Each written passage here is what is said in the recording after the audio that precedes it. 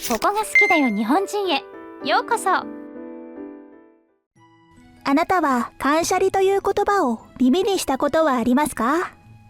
2019 年5月19日付の新聞に神奈川県鎌倉市に住む川崎圭一さんが投稿した記事が多くの方々の反響を呼びました。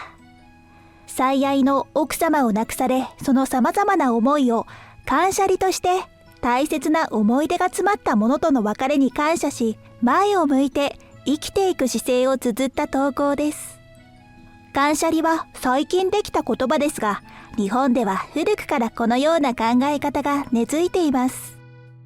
海外ではこのような文化はあるのでしょうか？感謝りに触れたオーストラリア出身のデイビッドの話を見ていきましょう。こんにちは。僕は日本人の妻をもらい、オーストラリアのアデレードに住むデイビッド。今日は僕がまだ独身の頃に ALT 外国語指導助手として日本の小学生に英語を教えに行った時の話をしようと思う。僕は小さい頃から日本のアニメや時代劇が好きで、刀に憧れて模擬刀を購入したし、日本食が好きでわざわざお箸の練習もするくらいの日本オタクな男なんだ。僕の住むアデレードのスーパーマーケットには日本食も売っていて、僕は納豆が大好物。スーパーマーケットには寿司ロールもあるし、日本のお菓子なんかもあるんだ。だからアデレードに住みながら日本のものを食べることはそんなに難しいことではないよ。まあ日本よりはるかに値段は高いけどね。そんな日本が大好きな僕だけど、ある日初めて日本に行くきっかけができたんだ。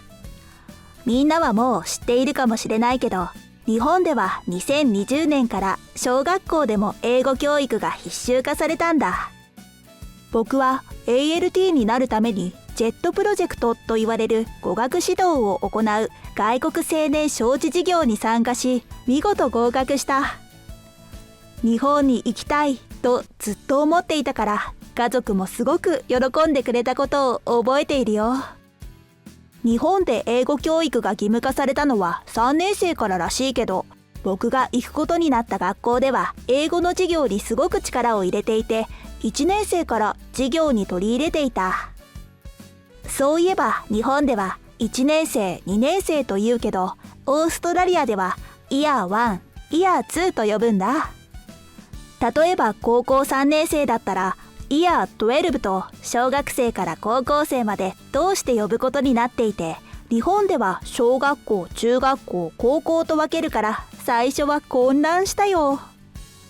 ALT として初めての授業は1年生の担当だった。緊張したけど僕よりも生徒の方が緊張していたのかな。日本の子供たちは驚くほどおとなしくて、そしてシャイだったよ。オーストラリアの小学生は先生の許可なく動き回ったりするのに、去年までプレップ、未就園児だったとは思えないぐらいだよ。僕は授業が終わった後、先生に校内見学をさせてもらった。そこで子供たちが廃材を使ったリサイクルクラフト、廃材工作をしていたんだ。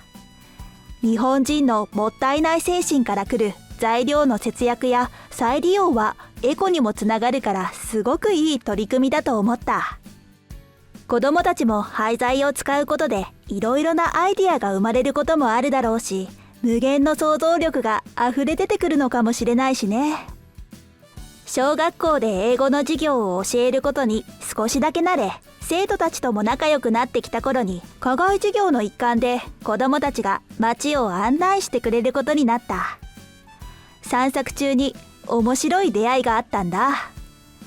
僕の知っている日本人と違ってすごく陽気で、いきなり話しかけてきたんだ。あんたどこから来たん？えらい男前やな。あそこ行ったんか？ほら大阪城、一度は行ってみ。いいとこやで。あ、そや、アメちゃんあげるわ。こんな感じのことを言っていたと思う。全く会話をする気もない様子のマシンガントークを繰り出す女性に、僕はあっけに取られてしまったよ。日本の女性は大和なでしこじゃないのかい？子供たちはあれは大阪のおばちゃんやでと教えてくれた。ヒョウ柄を好むそうだ。それから僕は、さっきの女性はどうして見ず知らずの僕にキャンディーをくれたの？あと、アメちゃんとは誰だい？と聞いたら、子供たちに大爆笑されたよ。後で調べてみたんだけど、降る雨と区別するためにそう呼んでいる説があるそう。それから関西では食べ物を中心に酸をつける風習があり、京都の御所言葉から広まったらしい。食べ物だけでなく、高島屋さん、天神さんなど店や神社に対しても敬意を示した呼び方をすることがあるそうだ。その後散策を続けていると、ピカピカの綺麗な冷蔵庫を作業着の人に渡している夫婦を見かけたんだ。しかも渡す時に手を合わせて「ありがとう」とお礼を言っていたから、お礼を言うのは受け取る側なんじゃないかと不思議に思った。その話を同僚にすると、それは多分粗大ごみを業者に渡していた光景を見たんだねと教えてくれた。でも冷蔵庫は綺麗だったし、お礼を言うのはおかしいと思ってさらに話を聞くと、日本には長年使用したものや愛着のあるものを捨てるときにお礼を言う文化があるそうだ。オーストラリアでは捨てるものをきれいにすることもお礼を言うこともないので、なぜそんなことをするのか理解できなかった。そんな話をしていると、社会の先生がニコニコしながら近づいてきて、日本の文化について詳しく教えてくれたから、みんなにも紹介するね。日本ではそもそも物を捨てるときに感謝をするような習慣はなかったそうだ。しかし室町時代の頃に長い間使ったものにはつくも神と呼ばれる神様が宿ると信じられていて、命がないとされている道具でさえも長い年月が経つにつれて霊魂が宿るとされていたそう。つくも神は物や器物は100年経つと陽の心を持ち化けて出ると信じられていて、100から1を引いた99年目で物を捨てるようにしていたことからつくもとも言うらしい。だけどこれが大失敗で、あと1年で神になれたのに邪魔をされてしまったということで、その当時の人たちは廃棄した器物が妖怪となり次々に食べられてしまったという話があるそうだ。このような教訓から日本では人形や刃物などを供養する人形供養、刃物供養など様々なものを供養する習慣が生まれたそうなんだ。この頃から日本人は物を大事にするようになったんだね。物を大切にする日本人は人の最後もすごく大切にしているという話を聞いたんだけど、その話もすごく感動したから紹介するね。日本には2008年に公開された送り人という映画で納棺師という仕事が一躍脚光を浴びたらしいね。文字通り遺体を棺に収めることだが、その前に遺体を洗浄し防腐液を使うなどして腐敗を抑え、むくみを取ったり逆に痩せこけた顔をふっくらさせたりするそうだ。事故で亡くなった場合には顔をはじめ遺体が損傷しているケースがあり、それを見た遺族が大きなショックを受けないように遺体の修正を行うことも納棺師の大事な役割なんだ。さらに遺体にラストメイクと呼ばれる化粧、いわゆる死に化粧を施す。安らかな死に顔は安心感を与え、死者を旅立たせるための最終的な仕事とも言えるね。オーストラリアにも納棺師に近い意味合いのエンバーマー、遺体保存術と呼ばれる職業があるんだ。でもこのエンバーマーは日本の納棺師とは目的が少し違って、死者は復活するというカトリックの教えから遺体を修復し保存するという考え方で行っている。だからこそ僕は日本の納棺師の仕事に感動したんだ。死者を弔う気持ちがここまで丁寧な見送りをさせるんだね。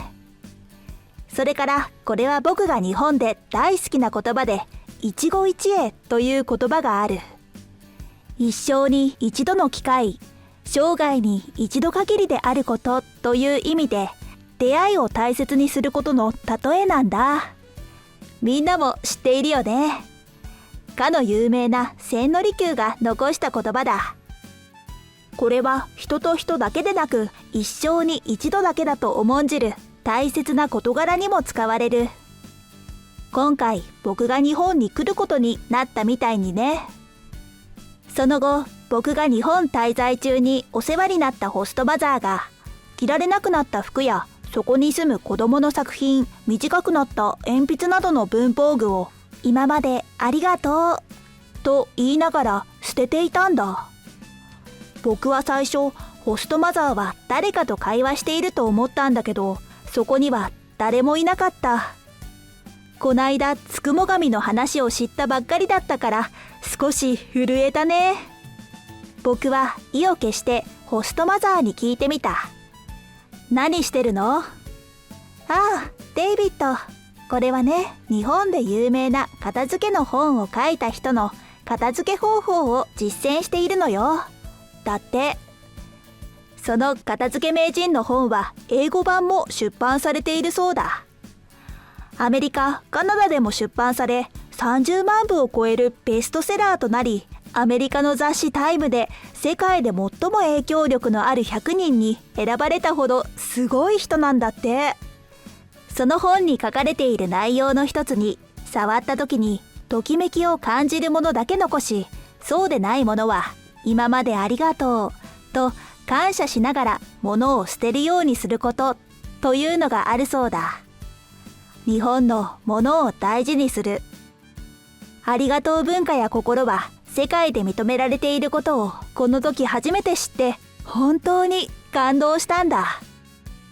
僕たちからすると物に感謝の気持ちを伝えるという概念自体がとても斬新だったが、君たち日本人にとってもときめきを取捨選択の基準にするこの新しい考え方は新鮮だったんじゃないかな。日本人の感謝する心は美しく、日本人がごく当たり前のことのように行っている心がけや行動は世界にもっと認められるべきことだと思う。ありがとうと言って物を捨てる行動だけを切り取ってみると奇妙、相入れないと感じてしまうかもしれないが、その国ではとても大事にされている考え方なんだね。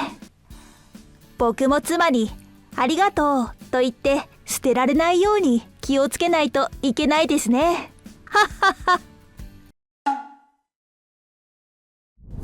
私も感動しました。ありがとうと言って物を捨てる文化にこんな深い話があったんですね。ありがとうの気持ちを込めて物を捨てる感謝離。感謝離とは過去と向き合い未来に向けて今を整理する時間という話もあります。こうした感謝の気持ちを忘れない姿勢、物を大切にする心は自然に日本人の心の中に受け継がれているのかもしれないですね。それでは皆さん、ごきげんよう。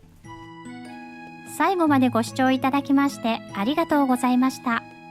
視聴者の皆様のご意見、ご感想をコメント欄までお寄せください。もしよろしければ高評価やシェアしていただけると嬉しいです。それではまた次回の動画をお楽しみに。